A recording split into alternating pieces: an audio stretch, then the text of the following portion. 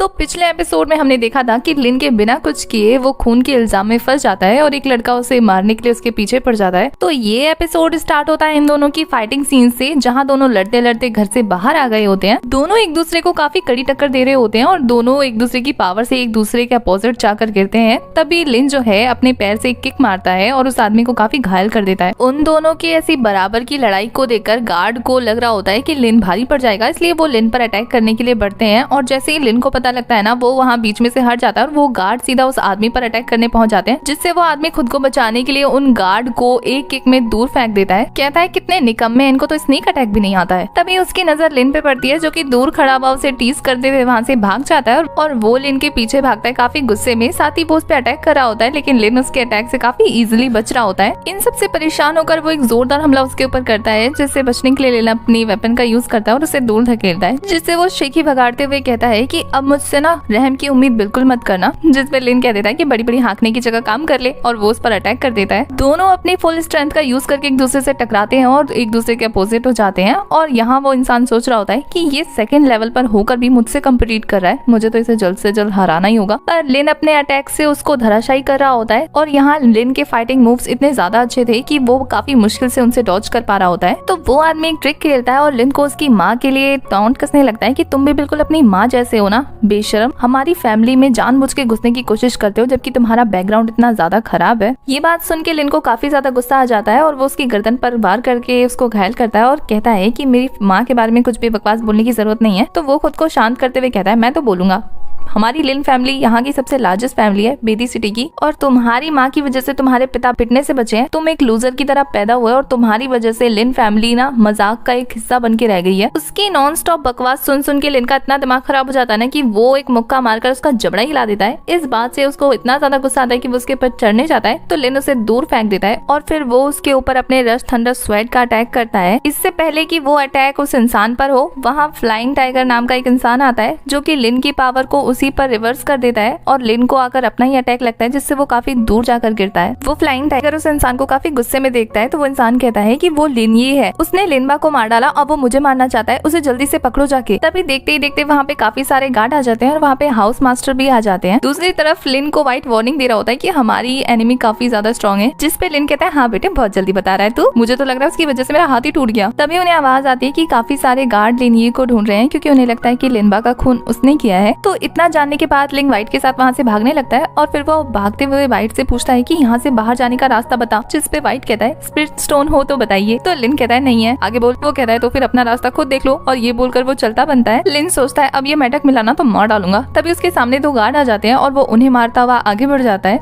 उसके बाद हमें अकेडमी का सीन दिखाया जाता है, जहाँ सभी गार्ड आपस में बात कर रहे होते हैं कि पहले लिंक बिल्कुल एक त्रास की तरह था, लेकिन अचानक से पता नहीं कहाँ से उसमें पावर आ गई है, जिसकी वजह से उसने यंग मास्टर को भी घायल कर दिया। तभी हाउस मास्टर आते हैं और अनाउंसमेंट करते हैं कि अब से सभी गार्ड मिलकर लेनिए को ढूंढने की कोशिश करेंगे, क्योंकि अब उन सबकी नजरों में लेनिए एक खूनी है। सुनने के बाद तो वो शख्स खुश होकर हंसने लगता है, जिसका नाम बेन है। उसे हंसता हुआ देखकर सब लोग उसकी तरफ ध्यान देने लगते हैं और ये देखकर तो वो इनोसेंट बनते हुए काफी बीमार होने की एक्टिंग करने लगता है कि उसे लिन ने काफी बुरी तरीके से घायल कर दिया है। दूसरी तरफ लिन को दिखाया जाता है जो कि भागते भागते जंगल पहुंच गया होता है और वहाँ जाकर सोचता है कि शाम होने वाली है, यहाँ जानवरों का खतरा इतना है कि अब वो मुझे यहाँ ढूंढने तो बिल्कुल नहीं आने वाले, काफी अच्छी जगह है मेरे छुपने के लिए। तभी वो दौड़ते दौड़ते किसी चीज से टकरा कर गिर जाता है और जब वो देखता है ना कि किससे टकराया है, तो उसे एक खूबसूरत सी लड़की वहाँ बेहोश पड़ी हुई दिखती है और वो सोचता है कि क्या वो इस कहानी का हीरो है जिसे फीमेल लीड मिल गई है, और ये सोचकर तो काफी खुश होने लगता है। शाम हो गई होती है और हमें लिन को दिखाया जाता है जो उस लड़की को बचाकर नदी किनारे लाया होता है। जैसे उस लड़की को होश आता है ना, वो देखती है अपने सामने लिन को जो कि मछली पका रहा था और वो लिन को देखकर घबरा जाती है। यहाँ हमें पता लगता है कि इस लड़की का नाम मोबाइल शुए है। लिन देखता है कि उसे होश आ गया, तो वो उसकी तरफ स्माइल पास करते हुए पूछता है कि क्या वो अब ठीक है, जिसपे वो लड़की गलत समझ जाती है और वो लिन को एक पत्थर उठा के फेंक के मारती है। बेचारे लिन को तो कुछ समझ में ही नहीं आता कि क्या हो रहा है, और इधर मोबाइल के हाथ में जो भी चीज आ रही होती है वो वही उठा उठा के फेंक फेंक के उसे मार रही होती है, क्योंकि वो उसे परवर्ट समझ रही थी। मोबाइल तो उसकी बात ही नहीं सुन रही होती है, उल्टा तलवार लेकर उसे मारने जाती है। बट शुक्र मनाओ कि तलवार का कवर नहीं हटा था, तो वो ऐसे ही तलवार से उस पर हमला करती है, पर लिन उसके आगे फिश कर देता है, जिससे वो तलवार के अटैक से बच जाता है। कहता है कि मैंने तुम्हारे लिए कुछ फिश पकाई है, खानी है। मोबाइल उसकी इस हरकत से कंफ्यूज होकर उसे पूछती है कि तुमने अपने कपड़े क्यों उतार रखे हैं, जिस पे लिन उसे काफी इनोसेंटली आंसर करता है, मैं मछली पकड़ने गया था ना तो मेरा कपड़ा गीला हो गया, बताओ कैसे पहनता। मोबाई आगे क्वेश्चन करती है कि मैं जब बेहोश थी तो इतने देर से क्या कर रहे थे। तो लिन कहता है कि वो काफी सारी मछलियाँ पकड़कर उसे पका रहा था, अगर उसे मछलियाँ पसंद नहीं है तो वो उसके लिए चिकन फ्राई कर देगा, वो बस ऑर्डर तो करे। और वो लिन के हाथ से फिश छीनते हुए कहती है नहीं मैं फिश खा लूंगी। और लिन उसकी इस हरकत पे काफी ज्यादा कंफ्यूज हो रहा होता है। कुछ देर बाद दिखाया जाता है कि दोनों के दोनों शांत बैठे होते हैं। तभी मोबाई उससे कहती है कि क्या तुमने मेरी जान बचाई थी। तो लिन कहता है तुम रास्ते के बीच में पड़ी थी तो मैं तुम्हें उठा के यहाँ पे ले आया। तो मोबाई कहती है अच्छा तो इसका मतलब मैंने खुद की जान खुद बचाई थी। उसके बाद मोबाई लिन को अपना इंट्रोडक्शन देती है और उससे उसका इंट्रोडक्शन पूछती है, जिसपे लिन कहता है कि तुम मुझे हबी बुला सकती हो क्योंकि मेरा रियल नाम हबी है, या फिर तुम मुझे फुल नेम से भी बुला सकती हो हस्बैंड बोल के। और उसकी ऐसी चीजी लाइनें सुन के मोबाई को इतना गुस्सा आता है कि वो उसे अपनी तलवार दिखाने लगती है, जिससे लिन डर कर कहता है कि अगर तुम्हें मेरा रियल नेम पसंद नहीं आ रहा तो तुम मुझे निक नाम से बुला लो, मेरा नाम लिन है। मोबाई उससे पूछते है कि वो इस जंगल में क्या करने आया है, जिसपे लिन कहता है कि लड़कों को तो कमाने जाना ही पड़ता है इसलिए मुझे घर से निकलना पड़ा। पर जब उसे लगता है कि मोबाई उसकी बातों का ट्रस्ट नहीं कर रही है तो वो सच बता देता है कि वो यहाँ पे छुपने के लिए आया है, वो किसी से भाग रहा है। लिन मोबाई की हालत देखकर कहता है कि क्या तुम किसी ट्रबल में हो, जिसपे मोबाई कहती है कि अगर तुम्हें इस बारे में पता लगेगा ना तो ये तुम्हारे लिए अच्छा नहीं होगा, इसलिए मत सुनो। लिन समझ जाता है कि मोबाई इस बारे में बात नहीं करना चाहती है, तो वो कहता है चल ठीक है, जब तक तुम्हारी स्पिरिट पावर बैन है ना तब तक तुम मेरे साथ रह सकती हो,